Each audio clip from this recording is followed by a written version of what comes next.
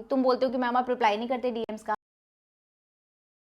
तो मैंने एक सोल्यूशन ढूंढा है। ठीक है, सो बच्चों की डॉक्टर आंसर्स करके मैं हर संडे तुम्हारे लिए एक वीडियो बनाने वाली हूँ। तुमने जो डीएम्स मेरे को भेजे हैं, मोस्ट कॉमनली आस्क्ड डीएम्स को मैं इकट्ठा करके उनके सबके जवाब दे देने वाली हूँ। तो फर्स्ट क्वेश्चन, मैम आप देवी को कौन सा वैक्सीनेशन शेड्यूल फॉलो कर रहे हो? सो देवी को हम प्राइवेट वैक्सीनेशन शेड्यूल फॉलो करते हैं। What is the difference between government and private, ये भी तुम लोगों ने पूछा है।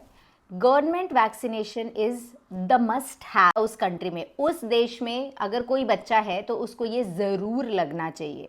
और प्राइवेट वैक्सीनेशन शेड्यूल या फिर इंडियन एकेडमी ऑफ पीडियाट्रिक्स का जो शेड्यूल है वो उस देश के जो बच्चे हैं उनको आइडियली लगना चाहिए। ठीक है, तो डिफरेंस समझ आ रहा है, must have and should have. ठीक है, तो ये आपके ऊपर डिपेंड करता है आप कौन सा शेड्यूल फॉलो करना चाहते हो। बट मेरा एडवाइस ये होगा, जो पॉकेट अलाउ करती है, इंपॉर्टेंट है कि बच्चे को वैक्सीनेशन जरूर देना है।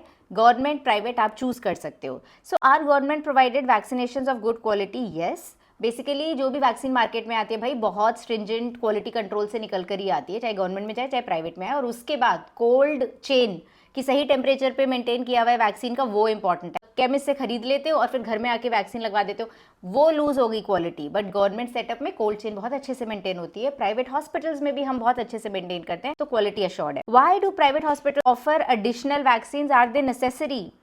देखो, so 10 years back rotavirus का वैक्सीन गवर्नमेंट नहीं लगाता था, प्राइवेट वाले लगा रहे थे, बट अब वो गवर्नमेंट शेड्यूल का पार्ट हो गया है। ठीक है, बहुत साल पहले मीजल्स का सिर्फ वैक्सीन लगता था, ऑलमोस्ट 5 साल से मीजल्स और रुबेला MR लगने लगा, and we are hopeful very soon MMR जो अभी सिर्फ प्राइवेट में लगता है वो गवर्नमेंट में भी आने लगेगा। तो गवर्नमेंट शेड्यूल भी धीरे धीरे जैसे जैसे लॉजिस्टिक्स उनके सॉर्ट होते जा रहे हैं, अडेप्ट करता जा रहा है। तो गवर्नमेंट जो लगाती है वो तो लगवाने ही है, और आपकी पॉकेट अलाउ करती है, तो गवर्नमेंट नहीं लगा रही है अब भी, वो प्राइवेट से आपको जरूर लगवाने चाहिए। तो I think I answered the other question also. क्या मैं गवर्नमेंट और प्राइवेट से दोनों से लगवा सकती हूँ? आप बिल्कुल लगवा सकते हो। Ma'am what are these vaccine जो कि गवर्नमेंट नहीं लगा रही है? सो मोस्टली 4 वैक्सीन हैं, टाइफॉइड, इन्फ्लुएंजा, फ्लू जो आजकल इतना सारा बच्चों को हो रहा है, और हेपेटाइटिस ए जो कि बहुत सिवियर पीलिया कर सकता है, और 4th इज चिकन पॉक्स। तो ये 4 वैक्सीन है, गवर्नमेंट शेड्यूल का पार्ट नहीं है लेकिन प्राइवेट में लगते हैं, तो जरूर लगवा लो। Can my baby get vaccinated if they have a cold or fever? So yes, usually हम बोलते हैं चढ़ती बीमारी में वैक्सीन मत लगवाओ। अगर बीमारी सिवियर होने वाली है, कोल्ड फीवर बढ़ने वाला है, तो हमें समझ नहीं आएगा ना कि वैक्सीन से हुआ है या फिर ये वायरल ही बढ़ रहा है।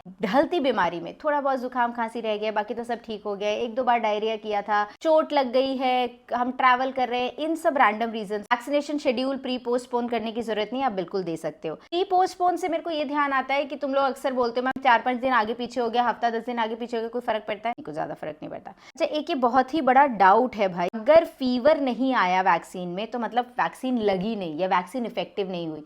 ऐसा नहीं होता है।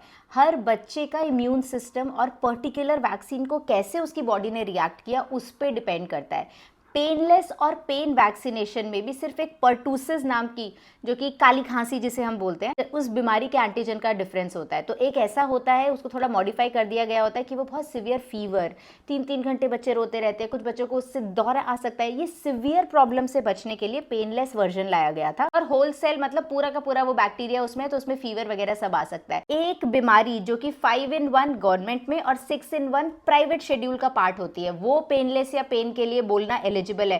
बाकी टाइफॉइड पेनलेस लगवा दो, चिकन पॉक्स पेनलेस, भाई वो तो ऑलमोस्ट पेनलेस ही होती है। अगर उस पर भी किसी को फीवर आ रहा है तो वो उस बच्चे का रिएक्ट करना हुआ। तो पेनलेस और पेन सिर्फ एक पर्टिकुलर बीमारी के लिए होता है, हर वैक्सीन को पेनलेस पेन पे नहीं जाना। और दूसरा ये मेरे लगाते हुए तो हर बंदे को पेन होगा, नीडल जाएगी तो दर्द होता ही है। Painless is after effects of it.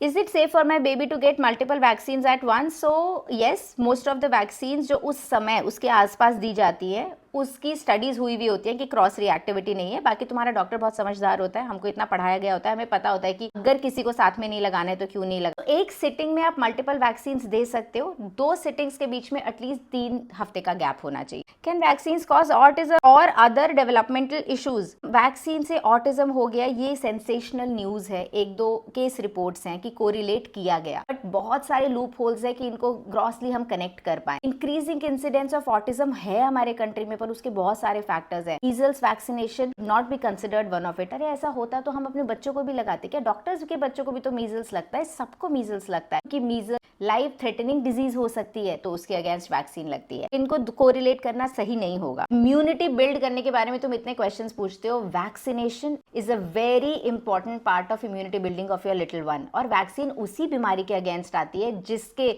बहुत severe complications, life threatening problems या फिर बहुत ही बड़ा पब्लिक हेल्थ इशू हो सकता है, उसी का वैक्सीन आता है। रैंडम राइनो वायरस, जुकाम, खांसी के लिए कोई वैक्सीन नहीं बनता है। आई थिंक मोस्टली मैंने जवाब दे दिया, कुछ बचा तो नहीं?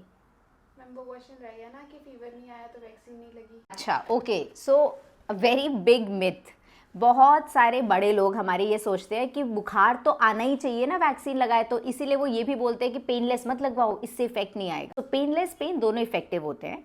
सिर्फ मैंने जैसे बताया एक पर्टूसिस वैक्सीन का स्ट्रेन चेंज किया होता है, बट ये फीवर आए या ना आए उसका कोरिलेशन इम्यूनोजेनिसिटी या इफेक्टिवनेस ऑफ वैक्सीन से लेना देना नहीं होता है। हर बच्चे का बॉडी टाइप अलग होता है, हो सकता है अब बीसीजी लगाने के बाद किसी का ये फूलता है, किसी का नहीं फूलता है, किसी को पेनलेस लगा के भी थोड़ा बहुत फीवर आ जाता है। देवी को मेरे को 2 बार पैरासीटामोल देना पड़ा पेनलेस लगाने के बाद भी।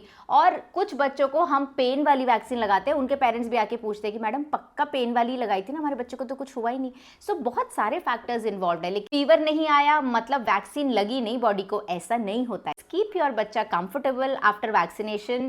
पैरासीटामोल दे सकते हो, आइसिंग कर सकते हो, एक डॉक्टर के फॉलोअप में रहो। फर्स्ट 48 आवर्स सकते हैं। कितनी बार होता है 2 साल के बच्चे को वैक्सीन नहीं लगी, 5 साल पे हम जागते हैं कि आप टाइफाइड लगा सकते हैं। Yes, catch up vaccination mostly vaccine या मोस्टली बीमारियों के लिए किया जा सकता है। Get in touch with the doctor.